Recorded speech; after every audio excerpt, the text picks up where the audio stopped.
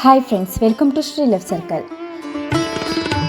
ಆಷಾಢ ಮಾಸ ಬಂದರೆ ಸಾಕು, ಎಲ್ಲ ದೇವಸ್ಥಾನಗಳಲ್ಲೂ ಪೂಜೆ ಕೈಂಕರ್ಯ ನಡೆಯುತ್ತಿರುತ್ತೆ. ಅದರಲ್ಲೂ ಆಷಾಢ ಶುಕ್ರವಾರ ದೇವತೆಗಳನ್ನು ವಿಶೇಷವಾಗಿ ಆರಾಧಿಸುವ ದಿನ.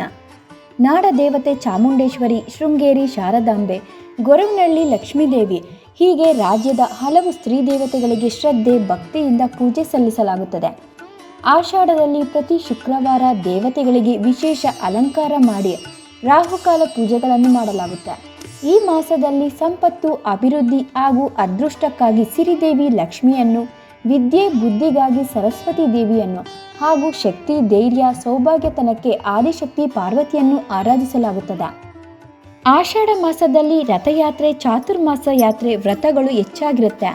ಆಷಾಢ ಮಾಸದಲ್ಲಿ ಪಾರ್ವತಿ ದೇವಿ ವ್ರತ ಮಾಡಿ ಶಿವನಿಂದ ಅಮರತ್ವ ರಹಸ್ಯ ತಿಳಿದಿರೋದು ಅಷ್ಟೇ ಅಲ್ಲ, ಆಷಾಢದಲ್ಲಿ ಮೈಸೂರಿನ ಚಾಮುಂಡಿ ಬೆಟ್ಟದಲ್ಲಿ ನೆಲೆಸಿರೋ ತಾಯಿ ಚಾಮುಂಡೇಶ್ವರಿ ಜನಿಸಿದ್ದು ಇದೇ ಮಾಸದಲ್ಲಿ.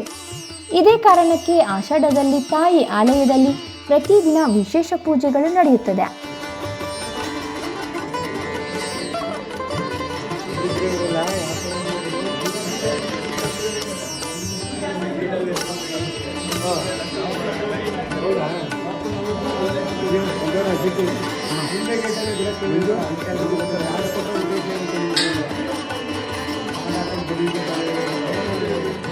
ಇನ್ನು ದೇವಾಲಯಗಳ ಪಟ್ಟಣವಾಗಿರೋ ಶ್ರೀರಂಗಪಟ್ಟಣದಲ್ಲಿರೋ ಚಾಮುಂಡಿ ಆಲಯದಲ್ಲಿ ಅಮ್ಮನಿಗೆ ವಿಶೇಷ ಅಲಂಕಾರ ಮಾಡಿ ಪೂಜೆ ಸಲ್ಲಿಸಲಾಗುತ್ತದೆ.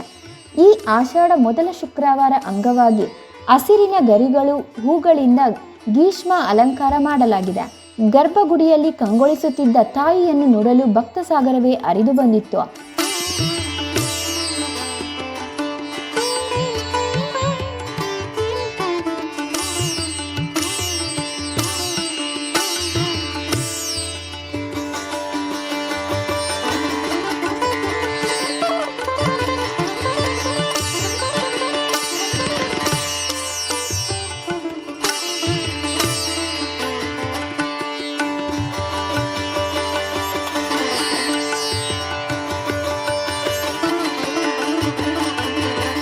ಇನ್ನು ಇದೇ ಪಟ್ಟಣದಲ್ಲಿಯೂ ಶ್ರೀ ಮಾರಮ್ಮ, ಶ್ರೀ ಲಕ್ಷ್ಮೀದೇವಿ ದೇವಸ್ಥಾನದಲ್ಲೂ ತಾಯಿಗೆ ಬಣ್ಣ ಬಣ್ಣದ ಹೂಗಳಿಂದ ಅಲಂಕಾರ ಮಾಡಲಾಗಿತ್ತು.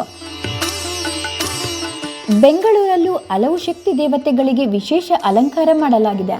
ಟಿನ್ ಫ್ಯಾಕ್ಟರಿಯಲ್ಲಿರೋ ಮುತ್ತುಮಾರಿಯಮ್ಮನಿಗೆ ಅರಿಶಿನ ಕುಂಕುಮ ಅಲಂಕಾರ ಮಾಡಲಾಗಿತ್ತು.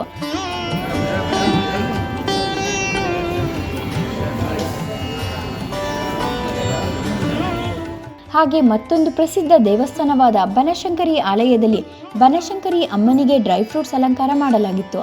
ಹಾಗೆ ಕೋಲಾರ ಜಿಲ್ಲೆಯ ಮಾಲೂರಲ್ಲಿ ಗ್ರಾಮ ದೇವತೆಯಾಗಿರೋ ಶ್ರೀ ಮಾರಿಕಾಂಬಾ ದೇವಸ್ಥಾನದಲ್ಲಿ ಜೋಡಿ ಮಾರಿಯಮ್ಮನಿಗೆ ಅರಿಶಿನ ಕುಂಕುಮ ಹಾಗೂ ಹೂಗಳಿಂದ ವಿಶೇಷ ಅಲಂಕಾರ ಮಾಡಲಾಗಿತ್ತು. ಇನ್ನು ಶುಕ್ರವಾರ ದಿನ ಶಕ್ತಿ ದೇವತೆಗಳಿಗೆ ನಿಂಬೆಹಣ್ಣು ದೀಪಾರತಿ ಮಾಡಿದರೆ ಯಾವುದೇ ಕಷ್ಟಗಳಿದ್ದರೂ ತಾಯಿ ಕೃಪೆಯಿಂದ ದೂರವಾಗುತ್ತೆ ಅನ್ನೋ ನಂಬಿಕೆ ಇದೆ.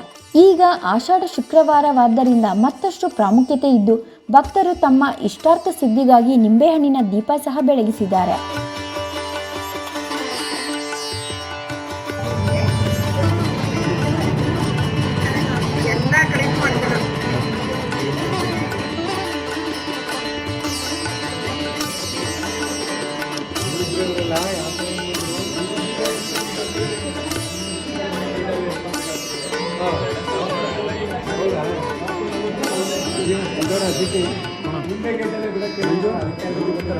ಉದ್ದೇಶ